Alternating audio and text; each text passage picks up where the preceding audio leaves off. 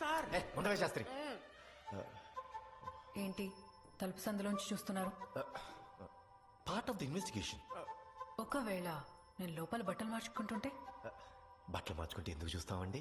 కళ్ళు మూసుకుంటాం కదా. బట్టలు మార్చుకుంటున్నాను అని తెలియాలంటే ముందు చూడాలిగా. అంటే ముందు చూసేసి తర్వాత మీ సంస్కారం గుర్తొచ్చి అప్పుడు కళ్ళు మూసుకుంటారన్నమాట. నేను వెళ్ళి రమణకి సొంటి coffee చెప్పొస్తాను sir.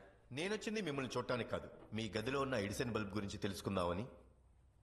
By the way నైషద గారు, మీ గదిలో నిన్న రాత్రి 10-10:30 సమయంలో చాలా సార్లు లైట్ వెలిగారితేను.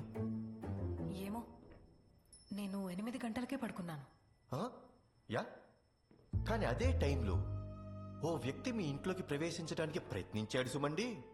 బంగ్లా లోపలికి రావడం అంత సులువు కాదు. ఖచ్చితంగా. కానీ ఒకవేళ మీ ఇంట్లో ఉన్న వాళ్ళే ఎవరో ఆ వ్యక్తి కోసం తలుపు తెరిచిపెట్టారేమో. ఆ లైట్ని ఆర్పడం, వెలిగించడం ఆ వ్యక్తిని లోపలికి రమ్మనటానికి సంకేతమేమో. ఏమో. సార్ అయ్యా కాఫీ. చెట్టంత కొడుకు కనపడకుండా పోతే ఆ బాధ ఎలా ఉంటుందో అర్థం చేసుకోగలను. నేను ఇలా చూస్తుంటే నా గుండె తడుక్కుపోతుంది రమణ. అంతా నా తర్వాత అయ్యా. పాపం సార్. ఆ భూమాగాడెక్కడున్నాడో వీడికి తెలుసని నా అనుమానం. ముసలోడి మీద ఒక కన్నేసి ఉంచు శాస్త్రి. కన్నేసి ఉంచాలా? నేను అనవసరంగా కన్నీళ్ళు పెట్టేసుకుంటాను.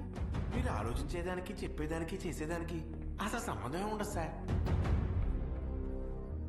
మనసులోని భావన ముఖంలో కనిపించకూడదు. మెదడులోని ఆలోచన మాటల్లో బయటికి రాకూడదు. అది కూడా జార్లకుండవలసిన మొదటి లక్షణం. బయలుదేరదా శాస్త్రి? సార్, రేపు నుంచి నేను కూడా చెప్పేదానికి, చేసేదానికి పొంతన లేకుండా ప్రయత్నిస్తాను సార్. ఏమంటారు? ఓ సిగరెట్ కాల్చుకున్నారా? ఈ వర్షంలో బహుబాగుంటుంది.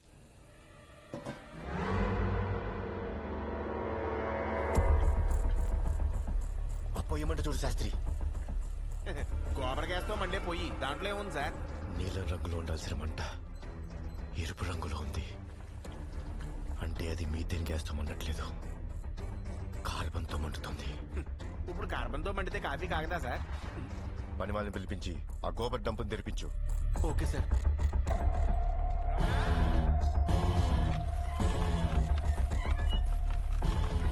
కార్బన్ అంటే మనుషులు, జంతువులు, మొక్కలు, వీటి శరీరాలు శాస్త్రి.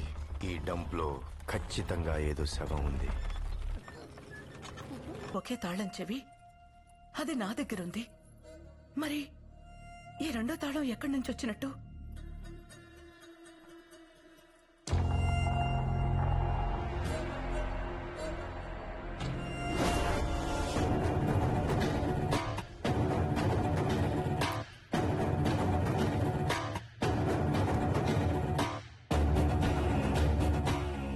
ఎవరో మైన ముద్ద మీద నమూనా తీసి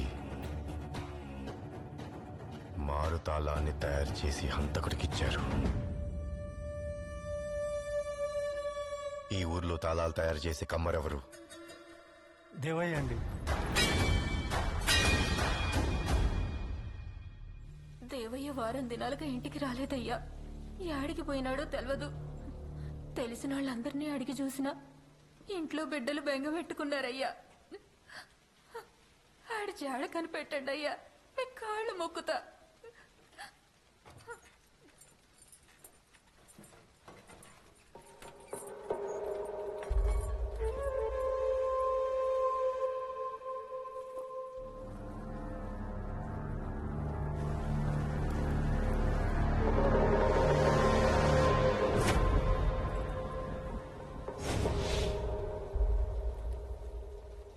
దేవయ్య గంజాయి పిలుస్తాడా? అప్పుడప్పుడు పిలుస్తాడయ్యా. ఈ రకం గంజాయి ఎక్కడ దొరుకుద్దో కనుక్కో శాస్త్రి. ఇది అలవాటున్నాడు, ఖచ్చితంగా దీనికోసం అక్కడికి వస్తాడు. అలాగే సార్. సార్, రాణి ఏమో శవమై దొరికింది. ఆ బొమ్మగాడి జాడ దొరకట్లేదు. హత్య జరిగిన మరుసటి రోజు నుంచి దేవయ్య కనపట్లేదు. అసలు ఇక్కడ ఏం జరుగుతుంది సార్? ఈ ప్రశ్నలన్నిటికీ సమాధానం దొరకాలంటే మనం ఓ వ్యక్తిని కలవాలి శాస్త్రి.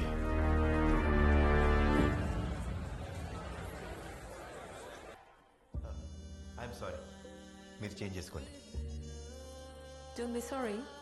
లోపలికి రండి.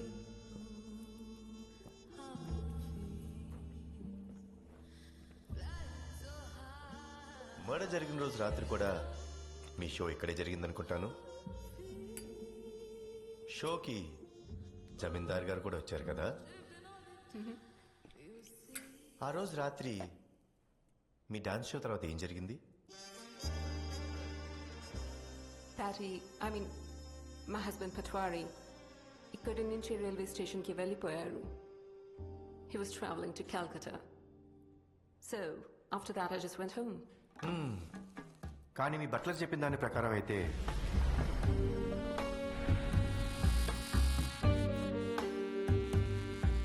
ఆ రోజు 10 గంటల సమయంలోనే పట్వారి ఇంటికి వచ్చేశారు. మీరు ఆయన వచ్చిన 2.5 గంటల తర్వాత వచ్చారు. సో పట్వారి కలకత్తాకు వెళ్ళలేదు.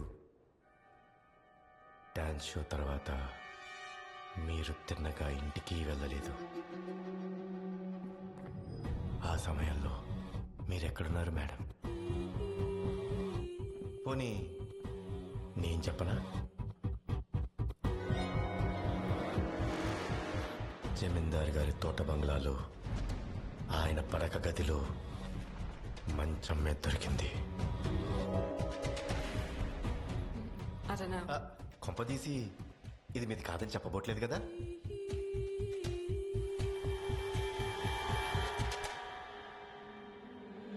ఈ ఫోటోలో మీ చెవుకున్న లోలాకులను గమనించారా madam?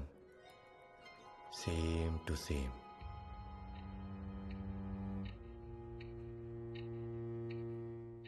Trust me, I got nothing to do with Vijaya's murder. ఆ రోజు నా హస్బెండ్ని కలకత్తా పంపించి నేను జమీందార్ గారి తోట బంగ్లాకి వెళ్ళాను. అప్పుడు ఆయనకు ఒక కాల్ వచ్చింది. వెంటనే కంగారుగా అక్కడి నుంచి వెళ్ళిపోయారు.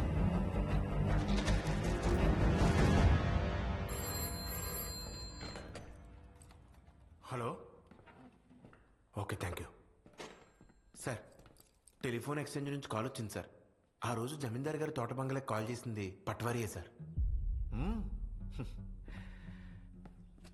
పథశాస్త్రి, ఒకసారి పట్వారిని పలకరించబ్బా. చెప్పాను కదా, చుక్కలు చూడటం నీకు హాబీ అయితే చూపించటం నాకు హాబీ అని. రోజీకి జమీందారికి మధ్య ఉన్న సంబంధం గురించి నాకు తెలుసు. హత్య జరిగిన రోజు రాత్రి జమీందారి గారి తోట బంగ్లాకి నువ్వెందుకు ఫోన్ చేశావు? ఆ రోజు నేను వెళ్లాల్సిన కలకత్తా ట్రైన్ క్యాన్సిల్ తిరిగి వచ్చాను. దారిలో జమీందార్ తోట బంగ్లా దగ్గర రోజీ కారు కనిపించింది. అనుమానం వచ్చి లోపలికి వెళ్ళాను.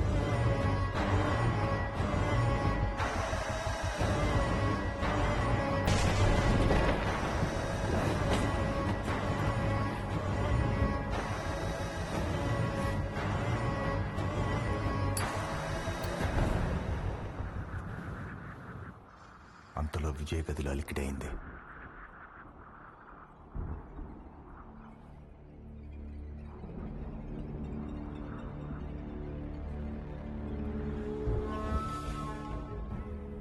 విజయ్ గదిలోకి బొమ్మ రావడం కనిపించింది.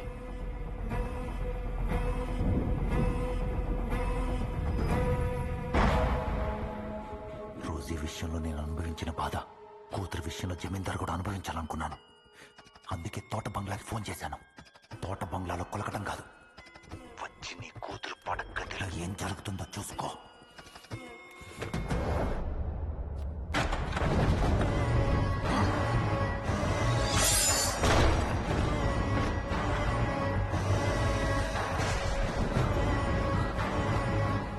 ఏం చేయకండి నాన్నగారు.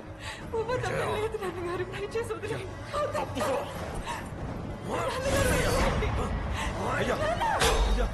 టీ మూసేసి వెళ్ళిపోయాను.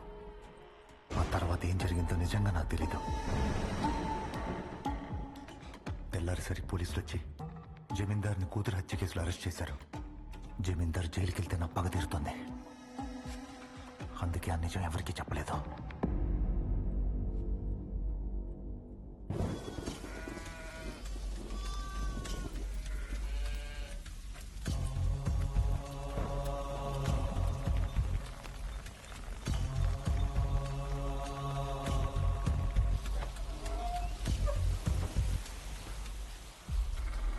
రమణ బిడ్డకి తెలివి వచ్చినాదిరా. రమణ నువ్వు కూకొని మాట్లాడుతా ఉండు, నేను పోయి కుక్కల కూడెట్టొస్తాను.